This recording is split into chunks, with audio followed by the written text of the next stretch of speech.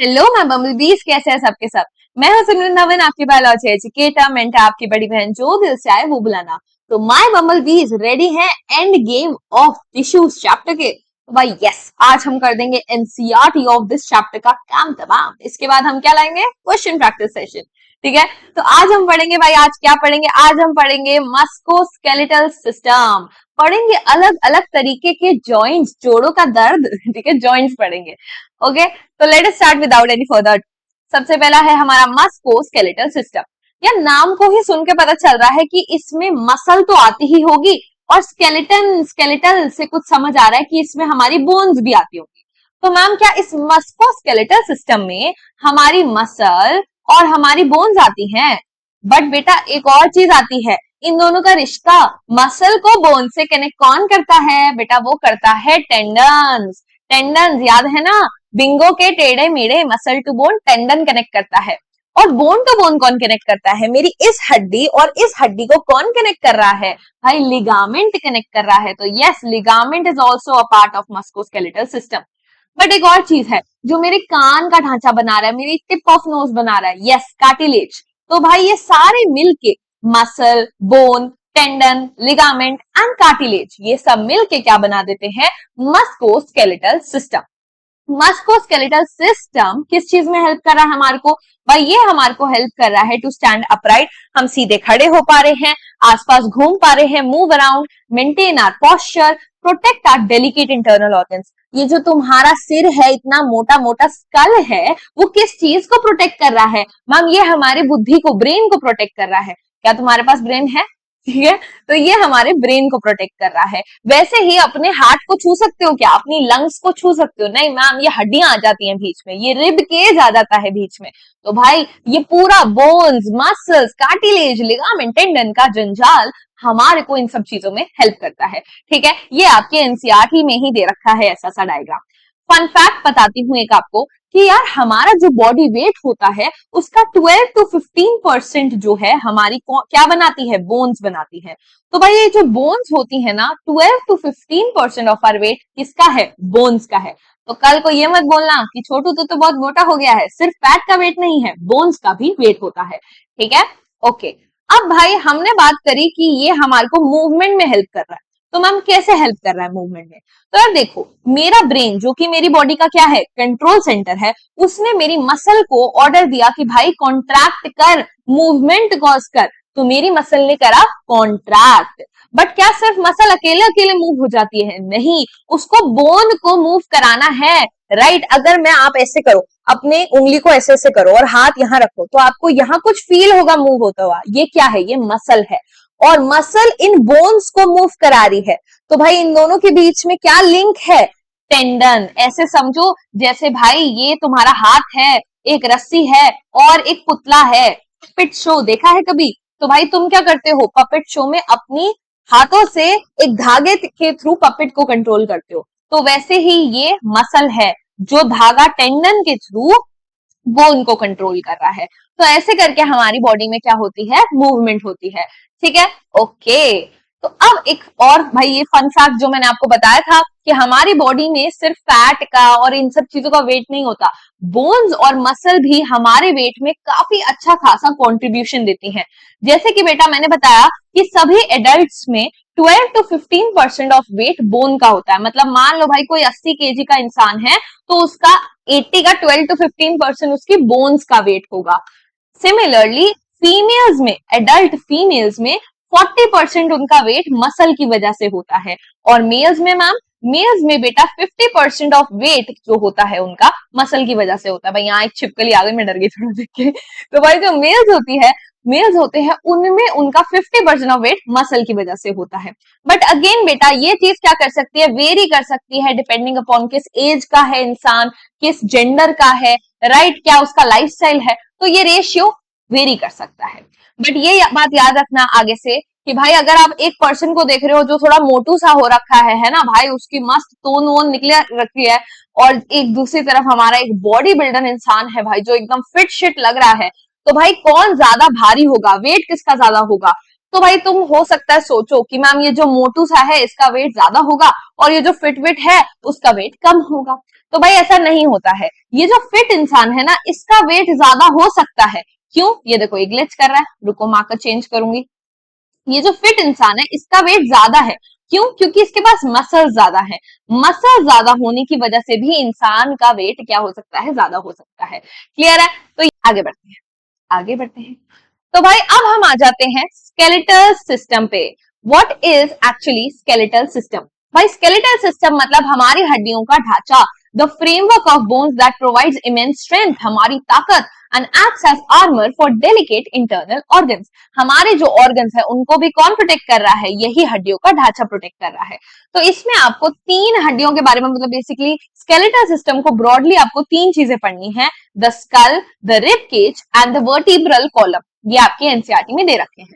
तो मैम ये स्कल क्या होता है? यार अभी आप ध्यान से देखो, आप अपनी खोपड़ी को देख सकते हो, तो इस ये क्या है? ये स्कल का पार्ट है, राइट। आप अपने फेस में भी बोन्स फील करते हो, ये बोन है, ये बोन है, राइट।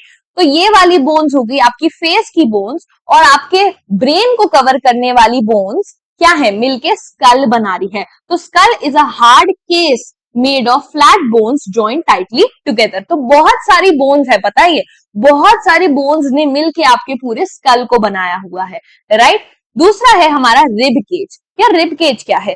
भाई एक बार बताओ, मैं अगर बोलूं वेयर इज योर हार्ट, तो भाई सब मैम यहाँ है, हमारा दिल यहाँ है, लंग्स भी यही है, बट आप छू नहीं सकते, राइट। बिकॉज एक हड्डियों का ढांचा उसे प्रोटेक्ट कर रहा है, और वो हड्डियों का ढांचा का नाम क्या है बेटा? रिब केज है। क्या ये बात क्लियर है? ये केज बना दे रहा है। वर्टिब्रल कॉलम क्या है यार? वर्टिब्रल कॉलम बेसिकली बहुत सारी स्मॉल बोन्स से मिली हुई एक लंबी सी ऐसे लाइन सी है, यहाँ बहुत सारी बोन्स है। तो ये जो हमारी रीढ़ की हड्डी होती है, जो हमारी स्पाइनल कॉर्ड को प्रोटेक्ट करती है, ये क्या है? ये बहुत छोटी छोटी छोटी छोटी हड्डियों की एक सीरीज होती है। तो चलो एक बार इन सबको समझते हैं अच्छे से। सबसे पहले आ जाता है हमारा स्कल। तो जैसे कि मैंने बताया बेटा, स्कल बहुत सारी हड्डियों से मिलके बना है। हमारा यहाँ जो ब्रेन को प्रोटेक्ट करने वाली हड्डियां, देखो ये एक हड्डी, एक हड्डी, एक हड्डी, फेस की जो बोन्स है, ये सब को मिला के हम स्कल बोल रहे हैं। और ये स्कल क्या कह रहा है? ये स्कल हमारे ब्रेन को, हमारी आईज को, हमारी नोज को, ईयर्स को सेफ रख रही है। और ये बिल्कुल सख्त है, मैं उछलूं कूदूं कुछ नहीं होगा, मेरी बोन्स मेरे ब्रेन को, मेरी आईज को, सबको प्रोटेक्ट करेंगी, राइट। तो basically absolute protection, this locks the skull in place. Basically वो कहना चाह रहे हैं कि ये जो बोन्स हैं वो आपस में कनेक्टेड है और फिक्स्ड है, इस वजह से ये क्या कर रही हैं? प्रोटेक्शन दे रही हैं। मैम ये क्या लिखा है? यहाँ कुछ जॉइंट के बारे में भी लिखा है, बट फिक्स जॉइंट, तो ये क्या है? हम अभी पढ़ेंगे, अभी जॉइंट्स के बारे में पढ़ेंगे। अब आ जाता है बेटा वर्टिब्रल कॉलम, जिसको हम बैकबोन भी कहते हैं। इसको हम वर्टिब्रल कॉलम या बैकबोन कहते हैं, रीढ़ की हड्डी। तो बेटा रीढ़ की हड्डी, पहले तो ये समझो, एक सिंगल हड्डी नहीं है, इसमें बहुत सारी छोटी छोटी छोटी छोटी छोटी छोटी हड्डियां होती हैं, जिसको हम बोलते हैं वर्टिब्रे। क्या बोलते हैं? वर्टिब्रे। तो ये देखो, ये एक वर्टिब्रे है और ये दूसरी वर्टिब्रे है, बट मैम इनके बीच में भी कुछ दिख रहा है, ये क्या है? तो बेटा ये है कार्टिलेज की बनी एक डिस्क। कार्टिलेज की बनी एक डिस्क। कार्टिलेज क्या होता था? ये कान में जो आपके है वो कार्टिलेज है, थोड़ा फ्लेक्सिबल होता है, एक कुशन जैसा काम करता है, राइट। दो हड्डियां एक दूसरे से घिसड़ ना जाए, इसलिए उनके बीच में आ जाता है, ताकि शांति कायम रहे, यू नो। तो इसी वजह से क्या होता है, बहुत सारे वर्टिब्रे हैं और हर दो वर्टिब्रे के बीच में कार्टिलेज की डिस्क है। बट मैम कार्टिलेज की डिस्क क्यों है? एक बात बताओ, अगर मैं सीधा सीधा इन बोन्स को क्या कर दूं, ऐसे जोड़ दूं, तो भाई तुम क्या बेंड हो पाओगे? तुम क्या नाच पाओगे? तुम क्या ऐसे ऐसे स्ट्रेचिंग कर पाओगे? नहीं कर पाओगे यार, क्योंकि जरा सा हिलोगे चट चट चट चट, सब खराब, सब टूट जाएगा। तो हमने क्या करा, बीच में एक कार्टिलेज की डिस्क ऐड कर दी। तो अब क्या होगा? अब तुम भाई फ्लेक्सिबिलिटी कर पाओगे, इधर उधर मुड़ पाओगे। तो ये रीढ़ की हड्डी तो है, but you are also flexible, right, extended from the base of our skull. तो यार हमारे स्कल के नीचे ही, तो नीचे से ही ये रीढ़ की हड्डी शुरू हो जाती है। It is a flexible column, आप इधर उधर बेंड कर सकते हो, made of small bones called vertebrae. This supports our whole body and lets us stand upright. रीढ़ की हड्डी की वजह से ही हम सीधे खड़े हो पा रहे हैं, right. Between each vertebrae is a cartilage disc आपने सुना होगा कई लोग कहते हैं यार हमें तो स्लिप डिस्क की प्रॉब्लम है, तो उनमें क्या होता है, यही कार्टिलेज की डिस्क थोड़ी इधर उधर हो जाती है। तो सोचो ये कितनी इंपॉर्टेंट चीज है भाई। This acts as a cushion, ये पिल्लो की तरह काम कर रही है, दो हड्डियां एक दूसरे से रगड़े ना, कुशन की तरह, और फ्लेक्सिबिलिटी प्रोवाइड कर रही है। ठीक है, अब भाई आ जाता है रिब केज। तो जैसे कि मैंने आपको बताया कि भाई रिब केज क्या है, ऐसे हड्डियों का बना एक केज है जो आपके लंग्स को, हार्ट को प्रोटेक्ट करके रख रहा है। तो भाई एक चीज हम मेरे साथ एक्सपेरिमेंट करेंगे, सब अपने ब्रेस्ट पे हाथ लगाएंगे तो बीचों बीच उन्हें एक बोन फील होगी, उसका नाम होता है बेटा ब्रेस्ट बोन या स्टर्नम। ये वाली हड्डी फील होगी आपको, ये दिख रही है बीचों बीच, which is the breast bone और स्टर्नम। पीछे आपको रीढ़ की हड्डी फील होगी, पीछे से आपको ये देखो बैकबोन फील होगी, और इन दोनों को जोड़ते हुए आपको बहुत सारी ऐसी बोन्स दिखेंगी, फील होंगी। इन बोन्स का नाम क्या होता है बेटा, इन बोन्स का नाम होता है रिब्स। तो रिब्स जो होती हैं वो आपकी स्टर्नम और वर्टिब्रल कॉलम को कनेक्ट करती हैं। क्या ये बात समझ आ रही है? There are 12 pairs of rib, मतलब 12 इस साइड और 12 इस side, 12 pair of ribs attach to the spine, मतलब vertebral column, and the sternum जिसको हम ब्रेस्ट बोन कहते हैं in the front. They form a protective cage for heart and lungs. ठीक है मैम, अब एक और एक्सपेरिमेंट करोगे मेरे साथ? ठीक है, लंबी सी सांस भरेंगे और अपना हाथ अपने रिब केज पे रखेंगे। आपको फील हुआ कि आपका रिब केज बाहर की तरफ मूव हुआ, फिर एक्सेल करेंगे तो अंदर की तरफ गया। तो यार ये रिब केज एक्चुअली में मूव कर पा रहा है। जब आप इनहेल करते हो तो ये बोन्स बाहर की तरफ मूव होती हैं, और एक्सेल करते हो तो ये अंदर की तरफ मूव होती हैं। तो भाई मैम बोन्स मूव कैसे कर पा रही हैं? ये काम तो कार्टिलेज का होता है। तो एग्जैक्टली बेटा, ये जो रिब्स हैं वो स्टर्नम से और बैकबोन से अटैच हैं, पर जहां से वो अटैच होती हैं वहां क्या है, वहां कार्टिलेज प्रेजेंट है। ये देखो, ये कार्टिलेज है, इससे क्या होगा कि मूवमेंट हो पाएगी बाहर अंदर, बाहर अंदर। जब आपको सांस भरनी है तो जगह बनानी है, तो क्या होगा, आपका रिबकेज फैल जाएगा ताकि हवा जो है अंदर आ सके, और जब हवा बाहर निकालनी है तो वो कॉन्ट्रैक्ट कर जाएगा। तो इनहेल करते वक्त फ्लेक्सिबल कार्टिलेज की मदद से rib cage expands to increase the chest space allowing air into the lungs, and exhale करते वक्त the rib cage contracts decreasing space to push air out. क्या ये बात क्लियर है? ओके, तो यही एक्सपेरिमेंट मैंने आपको कराया है कि आपको एक डीप ब्रेथ लेनी है और आपको फील होगा कि आपका रिब केज एक्सपैंड कर रहा है। अब एक और एक्सपेरिमेंट करोगे, आपको पूरी फील समझ आ जाएगी। Gently bend side and twist, ऐसे ट्विस्ट करो, बैठे बैठे ही सही बट ट्विस्ट करो। तो आपको आपको समझ आ रहा है what specific part of your skeleton is cushioning that movement right now, कि कहीं आके आपको ऐसा फील हो रहा है कि भाई मेरी बोन्स में फ्लेक्सिबिलिटी है।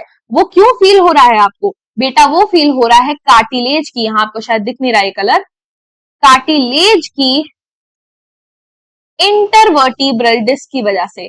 इंटरवर्टिब्रल क्या होता है? दो वर्टिब्रे के बीच में, आज जगह नहीं है तो मैं ऐसे लिख देती हूँ, दो वर्टिब्रे के बीच में कार्टिलेज की डिस्क है। ठीक है, ओके। अब हम आ जाते हैं जॉइंट। हाय, जोड़ों में बहुत दर्द रहने लगा है आजकल। ठीक है, तो जॉइंट्स क्या होते हैं? अ जंक्शन वेयर टू और मोर बोन्स मीट।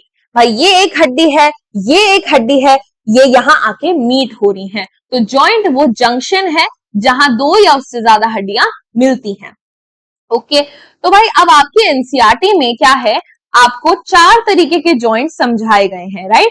तो एक एक करके हम कवर करेंगे। सबसे पहला हमारा है, थोड़ा मार्कर की विड्थ कम करते हैं, बॉल एंड सॉकेट जॉइंट। नाम से ही पता चल रहा है बॉल एंड सॉकेट।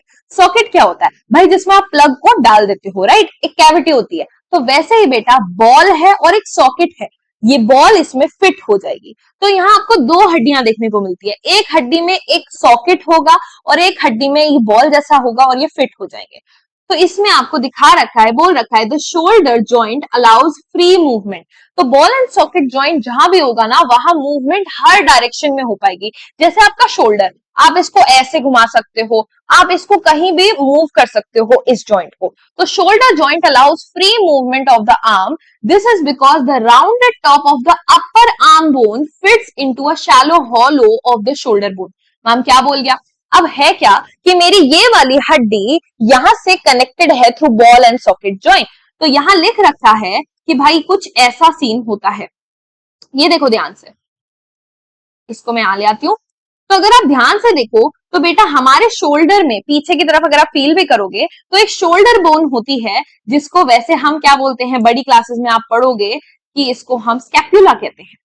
है, ये ऐसी सी एक बोन होती है जिसके अंदर एक थोड़ा डिप्रेशन सा दिख रहा है, ठीक है, और आपका ये वाली जो हड्डी होती है उसका एक कर्व्ड सा राउंड सा एंड है जो यहां जाके फिट हो जाता है और क्या बना देता है, बॉल एंड सॉकेट जॉइंट।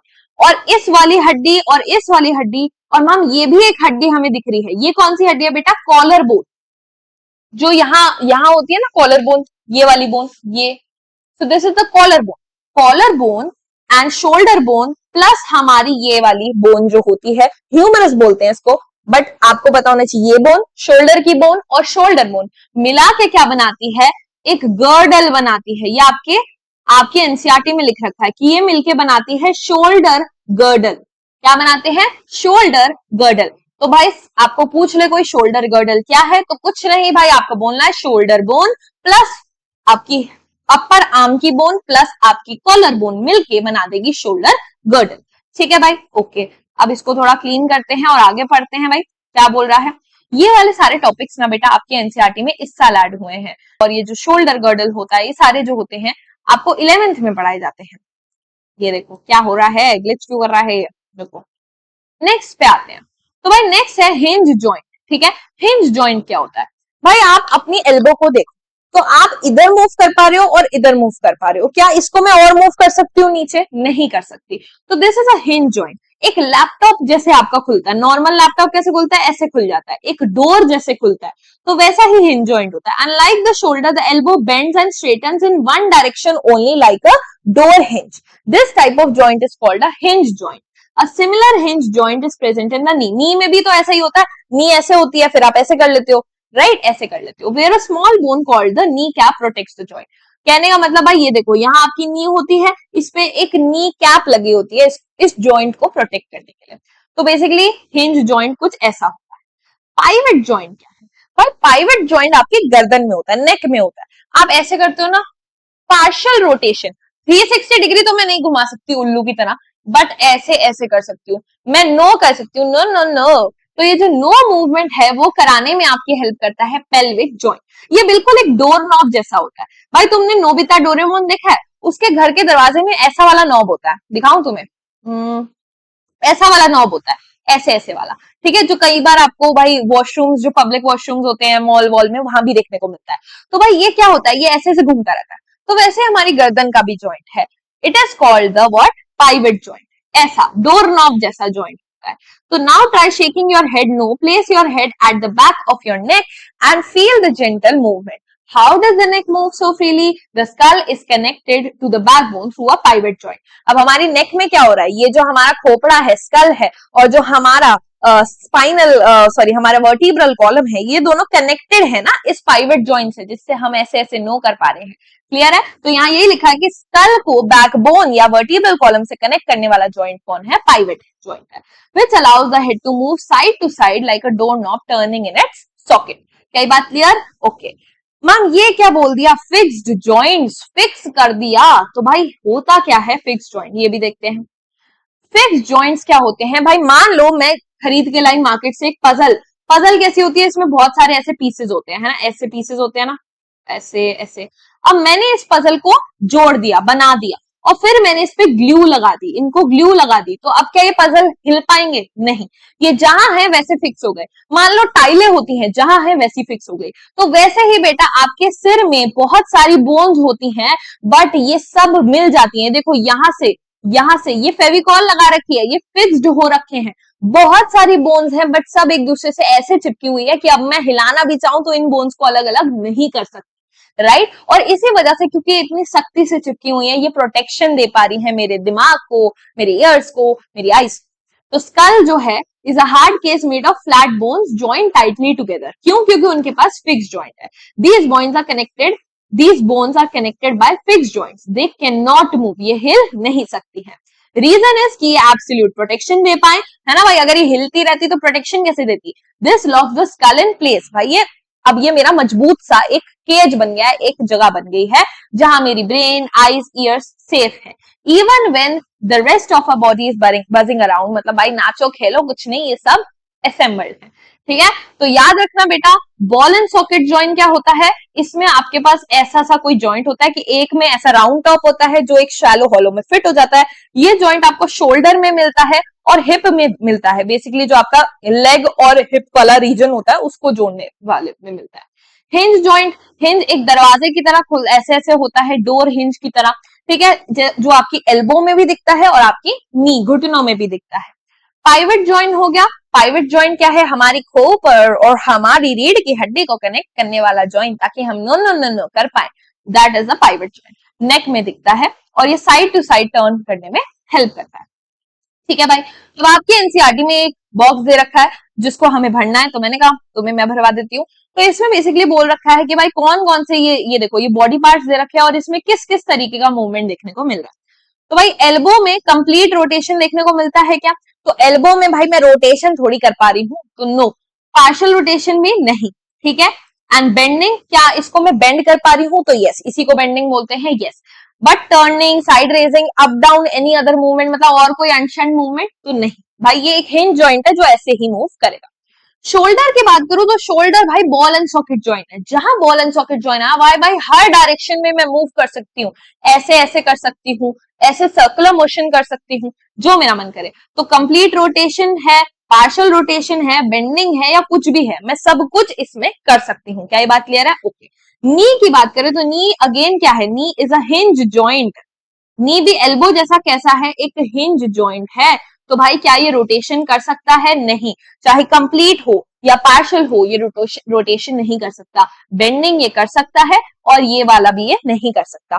ठीक है, नेक की बात करें तो नेक क्या है, एक तरीके का पाइवट जॉइंट है, जैसे भाई वो नोबिता डोरेमोन वाला डोर नॉक था, तो ये पार्शियल रोटेशन करता है ना, इधर इधर तक लेके जा सकती हूँ भाई, 360 डिग्री घुमा सकती हूँ क्या? नहीं।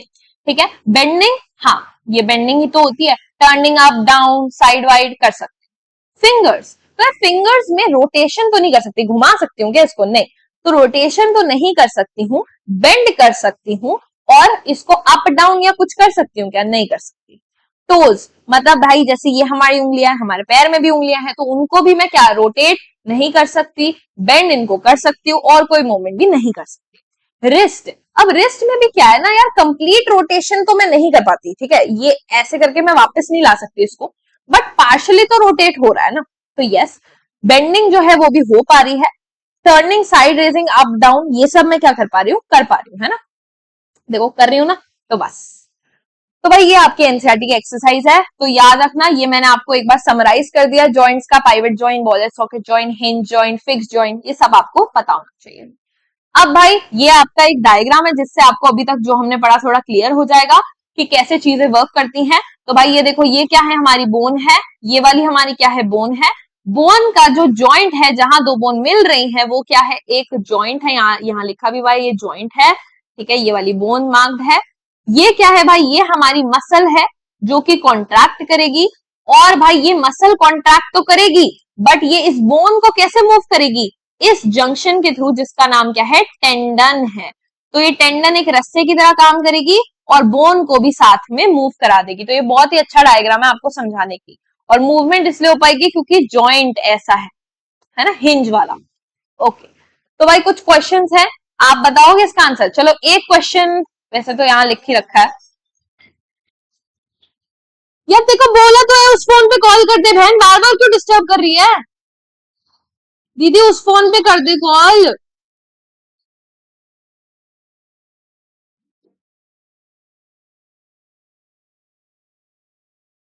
आप कोई क्वेश्चन लगाओगे कोई? ठीक है, क्वेश्चंस करते हैं। What strong flexible band connects your muscle to your bone? Muscle to bone कौन कनेक्ट करता है? Tendon. What type of joint lets your shoulder move in full free circle? ये है ball and socket joint. Next, true और false question है, तो कह रहा है the joints connecting the bones in your skull, मतलब ये वाली जो बोन्स हैं वो allow your head to expand when you think hard. वो कह रहा है कि अच्छा ये जो बोन्स है ना, ये एक्सपैंड कर सकती है, ये फैल सकती है या कॉन्ट्रैक्ट कर सकती है, क्या सच है? नहीं भाई, ये फिक्स्ड है। दीज आर फिक्स्ड जॉइंट्स, चिपकी हुई है ग्लू से, बिल्कुल नहीं हिलेंगी। ठीक है, इतना भी दिमाग लगा लो तो। चलो, अब ये क्वेश्चन बेटा, ये एक ready to go beyond section है तुम्हारी एनसीईआरटी का, जिसमें उसने बोन मैरो ट्रांसप्लांट और स्टेम सेल्स के बारे में बताया है। मैं नहीं चाहती तुम्हें कुछ भी ऐसा पार्ट हो एनसीईआरटी का जो समझ ना आए, तो मैं ये समझा रही हूँ। तो होता क्या है बेटा, आपकी बोन के अंदर ना, बोन के अंदर एक सॉफ्ट स्पंज जैसा टिश्यू होता है जिसका नाम होता है बोन मैरो। क्या नाम होता है? Bone marrow. तो भाई आपके बोन के अंदर एक सॉफ्ट स्पंजी सा टिश्यू है बोन मैरो, जिसके अंदर कुछ सेल्स है जिनका नाम क्या है? जिनका नाम है बेटा स्टेम सेल्स, जिनका नाम है स्टेम सेल्स। बिल्कुल ऐसे समझो कि एक फैक्ट्री है, एक फैक्ट्री है जिसका नाम क्या है? बोन मैरो, और उसमें जो काम करने वाले वर्कर्स हैं वो कौन है? Stem cells. अब इन स्टेम सेल्स क्या करेंगे? ये फैक्ट्री में मैन्युफैक्चरिंग का काम कर रहे हैं, कुछ बना रहे हैं। क्या बना रहे हैं? रेड ब्लड सेल बना रहे हैं, व्हाइट ब्लड सेल बना रहे हैं, और प्लेटलेट्स बना रहे हैं। Ma'am red blood cell, white blood cell, platelets, ये सब क्या है? ये हमारे ब्लड के फॉर्म्ड एलिमेंट्स है ना, हमारे ब्लड में जो सेल्स। तो यस, अब मान लो बेटा हुआ क्या कि इस फैक्ट्री के सारे वर्कर्स बीमार हो गए। क्या हो गए भाई? स्टेम सेल्स जो हैं वो बीमार हो गए, सिक हो गए। वर्कर्स कौन है? Stem cells. और फैक्ट्री कौन सी है? Bone marrow. तो स्टेम सेल्स अगर खराब हो गए हैं तो अब वो खराब चीज मैन्युफैक्चर करेंगे। जो भाई काम नहीं कर पा रहा वो कुछ गलत ही कर देगा ना। तो यस, तो अब क्या करेंगे? ये टूटे फूटे रेड ब्लड सेल, टूटे फूटे व्हाइट ब्लड सेल्स मैन्युफैक्चर करेंगे। जैसा होता है बेटा कुछ डिजीजेस में, ल्यूकीमिया और थैलेसीमिया। ठीक है, ल्यूकीमिया क्या होता है? ब्लड कैंसर होता है। होता क्या है ल्यूकीमिया नाम की डिजीज में कि व्हाइट ब्लड सेल्स खराब बनते हैं। थैलेसीमिया में क्या होता है? रेड ब्लड सेल खराब बनता है। रेड ब्लड सेल के अंदर एक चीज होती है हीमोग्लोबिन, वो खराब बनने की वजह से पूरा का पूरा रेड ब्लड सेल खराब हो जाता है। तो भाई अब अगर बताओ फैक्ट्री में मैम वर्कर्स बीमार है ना, तो क्या करो? अच्छे वर्कर्स ले आओ मैम, अच्छे वाले स्टेम सेल्स ले आओ। स्टेम सेल्स खराब हो गए तो नए स्टेम सेल्स ले आओ जो काम कर पाए और जो मैन्युफैक्चरिंग की दुकान है वो बंद ना पड़े।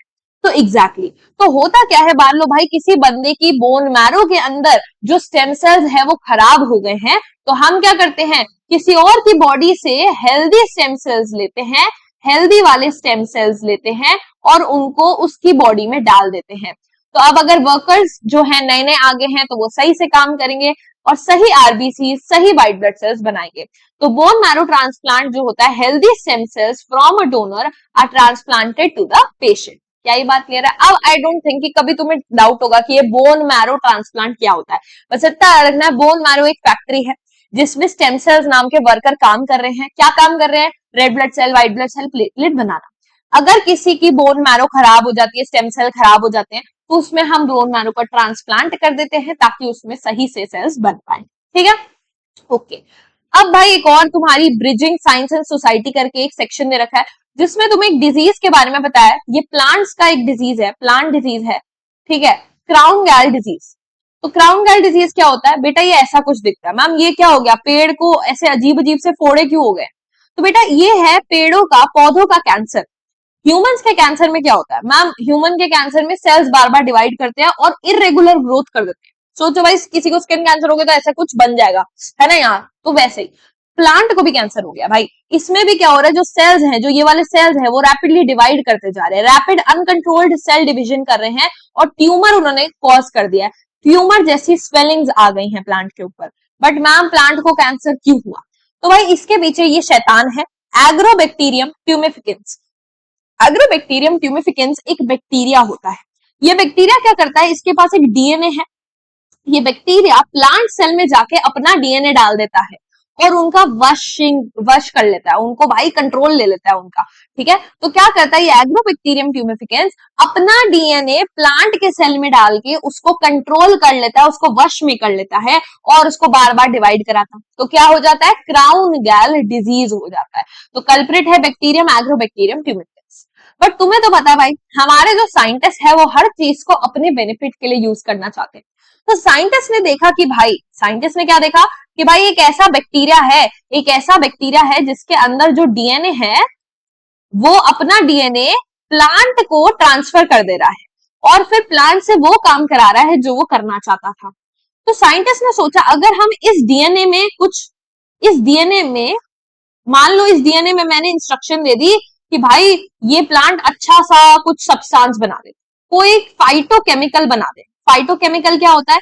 एक ऐसा केमिकल जो प्लांट मुझे प्रोड्यूस करके देगा। फाइटो मतलब प्लांट, प्लांट मुझे एक अच्छा सा केमिकल प्रोड्यूस करके देगा। और एग्रोबैक्टीरियम ट्यूमिफिकेंस, अब इस डीएनए को अगर प्लांट में इंसर्ट कर दे तो वो प्लांट क्या करेगा, वो तो ऑर्डर फॉलो करेगा, वो केमिकल्स बना के मुझे दे देगा।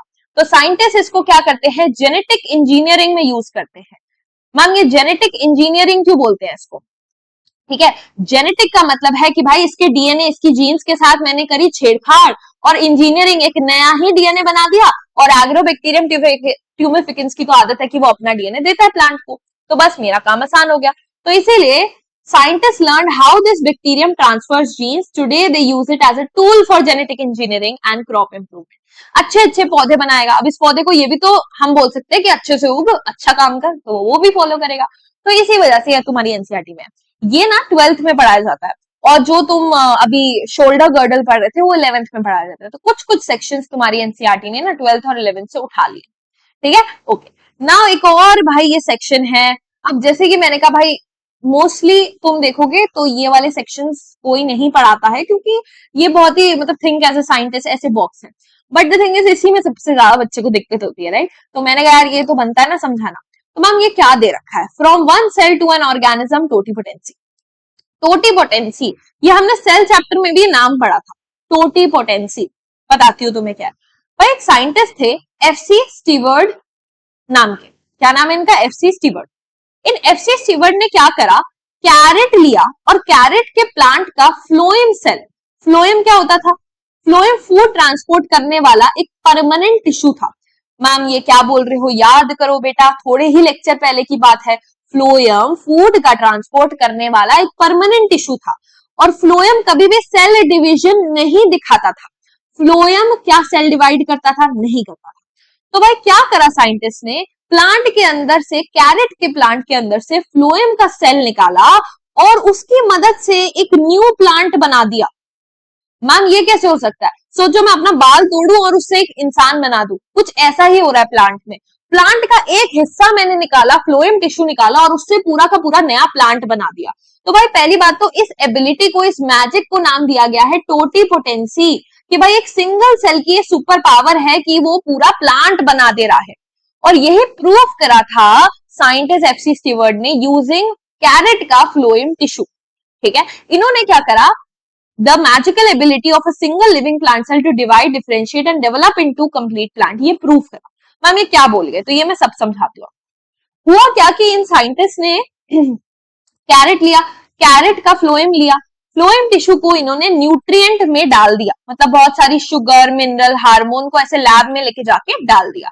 अब क्या हुआ, ये सेल्स को स्टेयर करने पे, चम्मच से हिलाने पे ये सेपरेट हो गए। मतलब फ्लोएम एक टिश्यू है, टिश्यू में बहुत सारे सेल्स साथ में काम कर रहे हैं, बट इनको स्टेयर करने से ये थोड़े अलग अलग हो गए। अब सब सेल्स अलग अलग हो गए, और फिर जो देखा वो था मैजिक।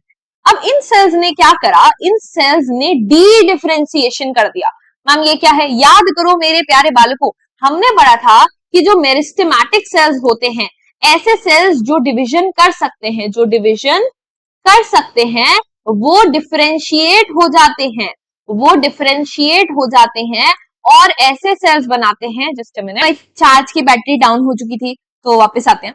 तो मैं कह रही थी बेटा, कुछ ऐसे सेल्स जो डिवाइड कर सकते थे, जिनके पास डिवाइड करने की एबिलिटी थी, वो क्या करते थे, डिफरेंशिएशन करते थे। डिफरेंशिएशन करके वो परमानेंट हो जाते थे, और फिर ये क्या करते थे, परमानेंट वाले डिवाइड नहीं करते थे। तो भाई यहाँ उल्टा हो रहा है, यहाँ फ्लोएम के टिश्यू के सेल्स जो डिवाइड नहीं करते थे, वो वापस से डिवीजन कर रहे हैं। कहने का मतलब ये क्या है, डिफरेंशिएशन का उल्टा डी डिफरेंशिएशन कर रहे हैं, डी डिफरेंशिएशन, ठीक है। डी डिफरेंशिएशन लिख दो यार पूरा, ठीक है, डी डिफरेंशिएशन कर रहे हैं। तो भाई cells divide and undergo dedifferentiation, मतलब अब वो क्या करेंगे, डिवाइड करना शुरू हो जाएंगे, लगातार डिवाइड करेंगे, ठीक है। लगातार डिवाइड करके बहुत सारा एक ऐसा मास बना देंगे। अब क्या करेंगे, मान लो भाई इन सेल्स ने, ये कुछ सेल्स थे, इन्होंने डिवाइड करके बहुत सारे सेल्स बना दिए। अब क्या, अब इन बहुत सारे सेल्स से मुझे पूरा प्लांट बनाना है, और इस प्लांट में तो बहुत सारे अलग अलग तरीके के सेल होते हैं, इसमें तो फ्लोएम भी होना चाहिए, जाइलम भी होना चाहिए ना।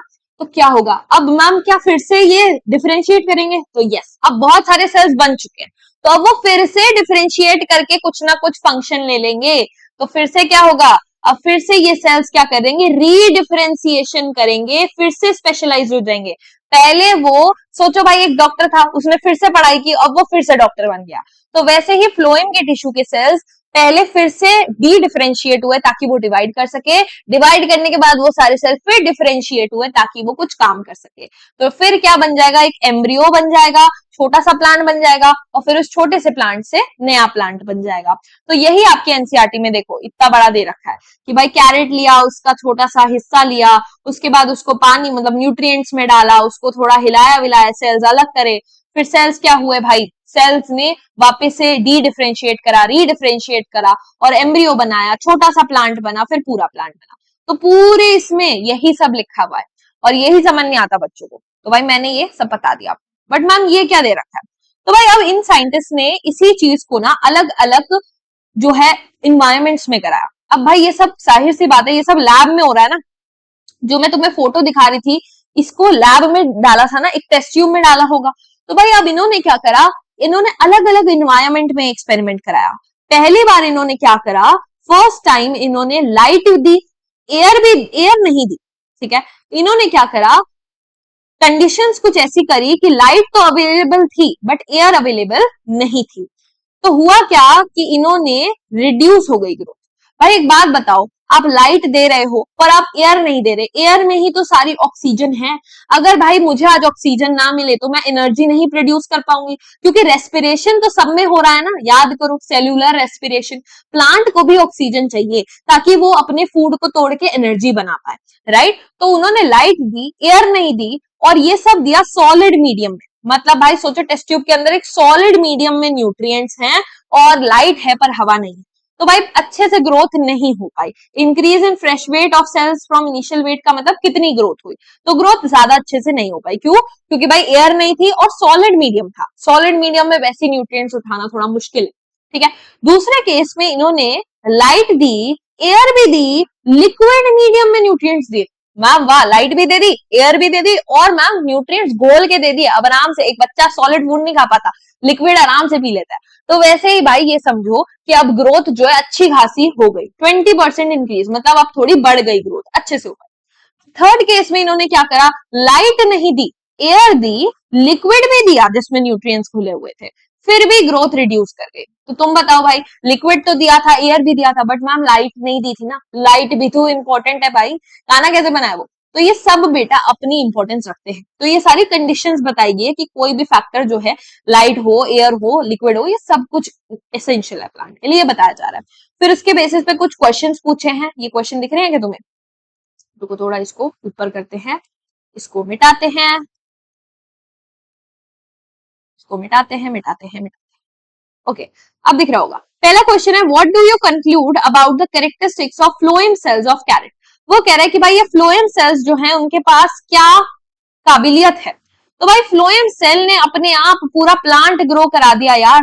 तो ये कैसे हैं, ये है बेटा टोटीपोटेंट, मतलब इनके पास ये एबिलिटी है कि ये सिंगल सेल से पूरा प्लांट जनरेट कर पाए।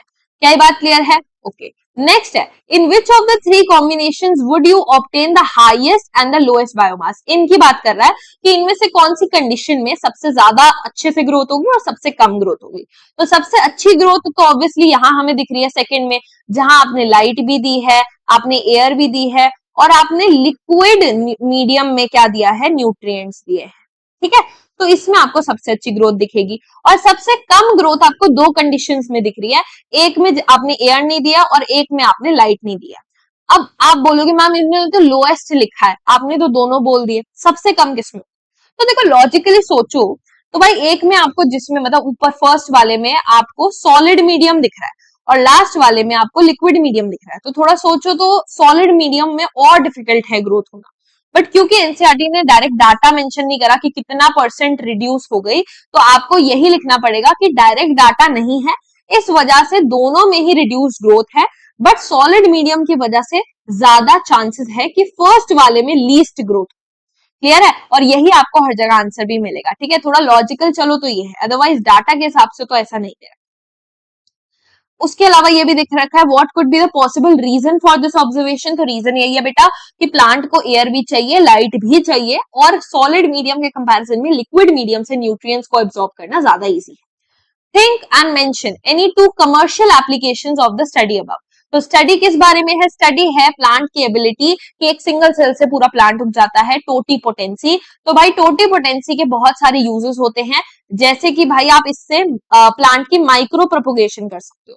What is micro propagation? मतलब आप भाई बहुत सारे प्लांट्स, थाउजेंड्स ऑफ प्लांट्स बना सकते हो, राइट? मैंने सेल लिया, उससे पूरा प्लांट बना दिया, तो मैं कितने सारे प्लांट्स बना सकती हूँ। दूसरा, मैं यहां लिख देती हूँ डिजीज फ्री प्लांट्स बना सकती हूँ। क्योंकि क्यों मैं बना सकती हूँ भाई? एक बात बताओ, मैं लैब में कोई चीज बना रही हूँ, जब प्लांट में मैंने बीज बोया तब तो मैं कंट्रोल नहीं कर सकती कि वो कैसा बीज है, बट अगर मैं लैब में एक नया प्लांट बना रही हूँ तो भाई मैं ऑब्वियसली ना बैक्टीरिया नहीं जाने दूंगी अंदर, कोई भी गलत चीज नहीं जाने दूंगी जिस वजह से उसको कोई भी डिजीज ना हो। तो ऐसे करके ये इंपॉर्टेंट क्लियर है। तो ये पूरा एक्सपेरिमेंट है, आपको ये समझना पड़ेगा कि ये विनिंग कॉम्बिनेशन क्या था। लाइट, एयर, लिक्विड मीडियम सब कुछ था, इसमें सबसे ज्यादा अच्छे से बायोमास आया, सबसे अच्छे से ग्रोथ हुई। और टोटीपोटेंसी का यूज क्या है? प्लांट टिश्यू कल्चर करना, ठीक है, production of disease free plants करना। यहाँ एक और लिखा है सेविंग रेयर्ड या इंडेंजर्ड स्पीशीज। भाई कोई प्लांट अब एक्सटिंक्ट होने वाला है, धरती से गायब होने वाला है, तो मैं उसको लैब में तो कम से कम ग्रो कर लूं ताकि वो बच जाए। तो ये है। तो भाई याद रखना, एक और क्वेश्चन था यहाँ जो मिस हो गया शायद आपके एनसीईआरटी में। Yes, will you get the same results if you culture animal cells? क्या ऐसा हो सकता है कि मैं अपना एक सेल लूं, बाल लूं और उगा दूं एक इंसान? नहीं, ह्यूमंस के पास या कोई भी एनिमल के पास ये एबिलिटी नहीं होती है। क्यों नहीं होती है? क्योंकि हम टोटीपोटेंट नहीं होते हैं बेटा। हमारे सेल्स जो होते हैं वो इस काबिलियत के नहीं होते कि वो अकेला सेल पूरा का पूरा ऑर्गेनिज्म बना दे। ये जो एबिलिटी है वो सिर्फ जाइगोट वाले सेल के पास होती है। भाई जब आप बने होंगे, मैं बनी होंगी, कोई भी एनिमल बना होगा, तो क्या हुआ होगा? मेल का जो स्पर्म है और फीमेल का एग है फ्यूज करके जाइगोट बनाता है, और वो जाइगोट बार बार डिवाइड करके पूरा ऑर्गेनिज्म बनाता है। तो ये एबिलिटी सिर्फ जाइगोट के पास थी, एम्ब्रियोनिक स्टेज में उन सेल्स के पास थी। बट अब आपकी कोई भी ऐसा सेल नहीं जो आप फेंको और बोलो भाई पूरा पूरा का पूरा इंसान उगा दे, तो ऐसा नहीं। कुछ बच्चे पता है क्या सोचते हैं कि ma'am stem cells, bone marrow के स्टेम सेल्स के पास ये एबिलिटी है। बट बेटा ये भी बता दूं कि ये पूरा ह्यूमन नहीं बना सकते। स्टेम सेल्स जो होते हैं ना, वो सिर्फ ब्लड सेल्स बना सकते हैं। तो ये कुछ मिथ्स होते हैं जो मैंने कहा ब्रेक कर दूं मैं। Plant cells however entire organism बना सकते हैं। मुझे नहीं याद, अगर हाँ ये देखो, मैंने मेरे को लगा कि मैंने ये वाला पता नहीं पेस्ट करा है कि नहीं। ये भी एक आपके एनसीईआरटी का ही पेज है, इसमें बता रखा है एंथर, यहाँ लिखा हुआ है एंथर के यूज से प्लांट टिश्यू कल्चर करना, एंथर कल्चर, ठीक है। कहने का मतलब इन दो साइंटिस्ट ने, सिप्रा गुहा मुखर्जी एंड एस.सी. महेश्वरी, इन्होंने क्या करा, प्लांट का एंथर जो होता है, बेसिकली एंथर इज व्हाट, आपने पढ़ा होगा कि प्लांट में मेल रिप्रोडक्टिव पार्ट जो होता है, मेल रिप्रोडक्टिव पार्ट जो होता है वो होता है बेटा स्टेमिन। और स्टेमिन कुछ ऐसा दिखता है अगर आपने पढ़ा हो। तो स्टेमिन के अंदर ये एक पार्ट होता है एंथर। आप जब बचपन में फ्लावर बनाते थे तो ऐसे बनाते थे ना फ्लावर, और फिर ऐसे डंडी है और इस पे कुछ लगा हुआ है, तो इसी की बात कर रही हूं मैं। ये एंथर होता है। एंथर में बेसिकली क्या होता है, मेल का जो गैमीट्स होते हैं ना, पोलन, वो बनता है। तो बेसिकली इन्होंने एंथर लिया और एंथर से पूरा प्लांट बना दिया। तो अगेन ये एक तरीके का टोटीपोटेंसी था, एक तरीके की इन्होंने टिश्यू कल्चर ही करा, बट ये इनका नाम लिख रखा है। ओके, चलो अब एक और क्वेश्चन सेशन। भाई आज का लंबा लेक्चर हो गया, नहीं कुछ क्वेश्चन सेशंस भी करते हैं। Which joints lets your shoulder do complete rotation? तो शोल्डर में कंप्लीट रोटेशन क्यों पा रही है? बॉल एंड सॉकेट की वजह से। What are the worker cells inside our bone marrow factory? तो भाई कौन है worker? Stem cells. What is a plant cells magical ability to grow into a whole plant? Totipotency. ठीक है, ये भी हो गया। तो भाई अब ये देखो, if human beings didn't have this cartilage, सोचो भाई हमारे पास कार्टिलेज नहीं होती तो हमारी डेली लाइफ कैसे होती? तो भाई जैसे मैंने बताया, तुम्हारी जो रीढ़ की हड्डी है, सोचो ये बहुत सारी हड्डियों के बीच में कार्टिलेज ही ना होती, तो भाई हम जरा सा हिलते तो कट कट कट कट सब खत्म हो जाता भाई, तो हम मूव नहीं कर पाते, फ्लेक्सिबिलिटी नहीं मिलती। तो ग्रेट जॉब माय बम्बल बीज, मेरी प्यारी भिनभिनाती मधुमक्खियों, तुमने भाई ये चैप्टर खत्म कर दिया। एंड ट्रस्ट मी भाई, ये एक चैप्टर होता है जो भाई बच्चे को देख के ना थोड़ा ऐसा स्ट्रेस हो जाता है कि यार ये तो बहुत बड़ा है मैम, पहले प्लांट टिश्यूज पढ़ेंगे, फिर एनिमल टिश्यूज पढ़ेंगे, फिर मैम जॉइंट्स भी पढ़ा दो, सब पढ़ा दो हमको। तो भाई बहुत ज्यादा ना ये लेंथ वाइज बड़ा लगता है बच्चे को चैप्टर। तो यार आई डू अंडरस्टैंड, बट मैंने पूरी कोशिश की कि इस चैप्टर को तुम्हारे लिए इजी से इजी बनाऊं। तो प्लीज भाई, अगर तुम्हें अच्छा लगा ये चैप्टर इन शॉर्ट, और अगर तुम्हें ये चैप्टर अच्छा लगा, समझ आया, ये लेक्चर समझ आया, तो प्लीज कमेंट्स में show your love, because that is the only motivation I get from you guys, है ना। तो मुझे ऐसा लगता है भाई और तुम्हारे लिए अच्छा अच्छा करना है। तो जरूर कमेंट करना, अपने बडीज को, अपने और बच्चों को जो तुम्हारी क्लास में है उनको भी शेयर करना, उनकी भी हेल्प हो। And I keep trying my best. Okay my bumble bees, bye bye, take care.